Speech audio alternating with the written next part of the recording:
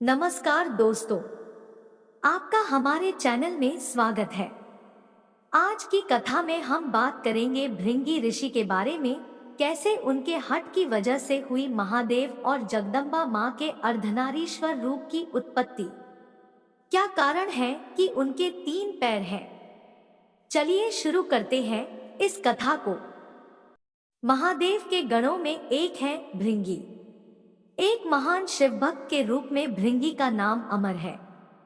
कहते हैं जहां शिव होंगे वहां गणेश, नंदी, श्रृंगी, भृंगी, वीरभद्र का वास स्वयं ही होगा। शिव शिवा के साथ उनके ये गण अवश्य चलते हैं। इनमें से सभी प्रमुख गणों के बारे में कहानियां प्रचलित हैं। भृंगी की खास बात यह है कि उनके 3 पैर हैं। शिव विवाह के लिए चली बारात में उनका जिक्र भी मिलता है।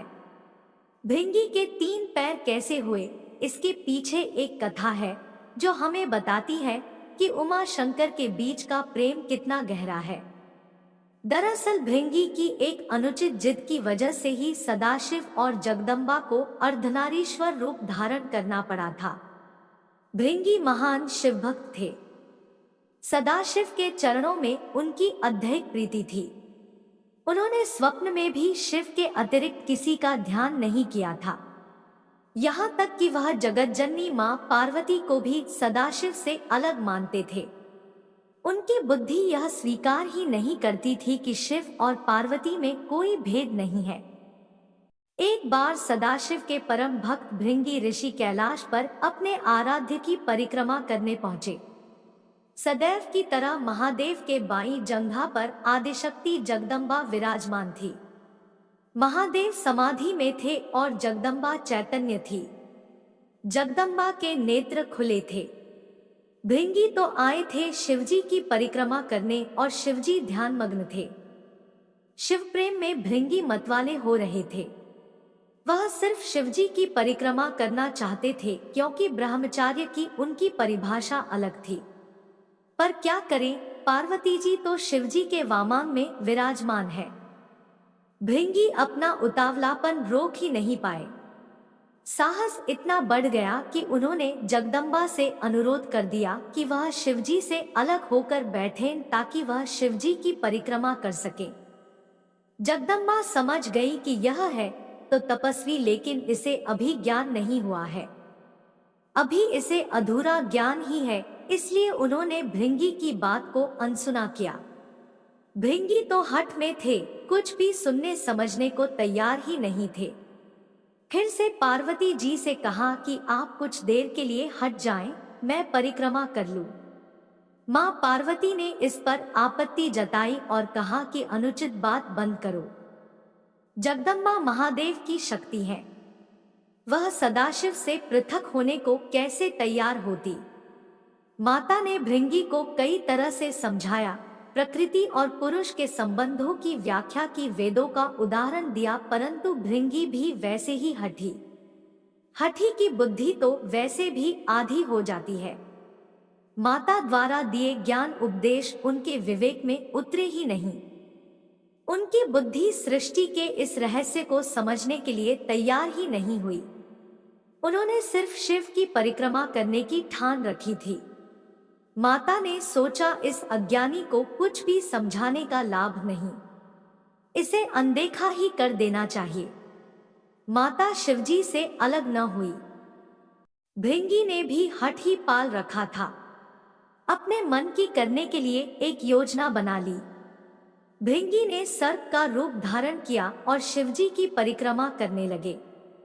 सरकते हुए वह जगदम्बा और महादेव के बीच से निकलने का यत्न करने लगे। उनकी इस गलती का परिणाम हुआ कि शिवजी की समाधि भंग हो गई। उन्होंने समझ लिया कि मूर्ख जगदम्बा को मेरे वाम अंग पर देखकर विचलित है, वह दोनों में भेद कर रहा है। इसे सांकेतिक रूप से समझाने के लिए शिवजी ने तत्काल अर्धनारीश्वर स्वरूप धारण कर लिया। जगदम्बा अब उन्हीं में विलीन हो गई थी। शिवजी दाहिने भाग से पुरुष रूप में और बाएं भाग से स्त्री रूप में दिखने लगे। अब तो भृंगी की योजना पर पानी फिरने लगा। हठी का हठ तो भगवान से भी ऊपर जाने लगता है। भृंगी ने इतने पर भी हिम्मत नहीं हारी। उन्हें तो बस शिवजी की ही परिक्रमा करनी थी। अपनी जिद पूरी करने के लिए एक और मूर्खतापूर्ण प्रयास किया। अब भृंगी ने चूहे का रूप धारण कर लिया। चूहे के रूप में प्रभु के अर्धनारीश्वर रूप को कुतरकर एक दूसरे से अलग करने की कोशिश में जुट गए। अब यह तो अति थी। शिवभक्त भृंगी की धृष्टता को लगातार सहन करती आ रही जगदम्बा मां का धैर्य चूक गया। उन्होंने भृंगी को श्राप दिया है, भृंगी तू सृष्टि के आदि नियमों का उल्लंघन कर रहा है। यदि तू मातृशक्ति का सम्मान करने में अपनी हठी समझता है तो अभी इसी समय तेरे शरीर से तेरी माता का अंश अलग हो जाएगा। यह श्राप सुनकर स्वयं महादेव भी व्याकुल हो उठे। भृंगी की बुद्धि भले ही हर गई थी, पर महादेव जानते थे कि इस श्राप का मतलब कितना गंभीर है। शरीर विज्ञान की तंत्रोक्त व्याख्या के मुताबिक इंसान के शरीर में हड्डियां और पेशियां पिता से मिलती हैं, जबकि रक्त और मांस माता के अंश से प्राप्त होता है। फिर क्या था, भृंगी की तो दुर्गति हो गई। उनके शरीर से तत्काल रक्त और मांस अलग हो गया। शरीर में बची रह गई तो सिर्फ हड्डियां और मांसपेशियां। मृत्यु तो हो नहीं सकती थी, क्योंकि वो अविमुक्त कैलाश के क्षेत्र में थे और स्वयं सदाशिव और महामाया उनके सामने थे। उनके प्राण हरने के लिए यमदूत वहां पहुंचने का साहस ही नहीं कर सकते थे। असहनीय पीड़ा से भृंगी बेचैन होने लगे। ये श्राप भी आदिशक्ति जगदम्बा का दिया हुआ था। उन्होंने ये श्राप भृंगी की भेद बुद्धि को सही रास्ते पर लाने के लिए दिया था, इसलिए महादेव भी बीच में नहीं पड़े। इस श्राप का लाभ यह हुआ कि भृंगी असहनीय पीड़ा में पड़कर समझ गए कि पितृशक्ति किसी भी सूरत में मातृशक्ति से परे नहीं है। माता और पिता मिलकर ही इस शरीर का निर्माण करते हैं, इसलिए दोनों ही पूज्य हैं। इसके बाद भृंगी ने असह्य पीड़ा से तड़पते हुए जगदम्बा की अभ्यर्थना की। माता तो माता होती है। उन्होंने तुरंत उन पर कृपा की और पीड़ा समाप्त कर दी। माता ने अपना श्राप वापस लेने का उपक्रम शुरू किया, लेकिन धन्य थे भक्त भृंगी भी, उन्होंने माता को श्राप वापस लेने से रोका।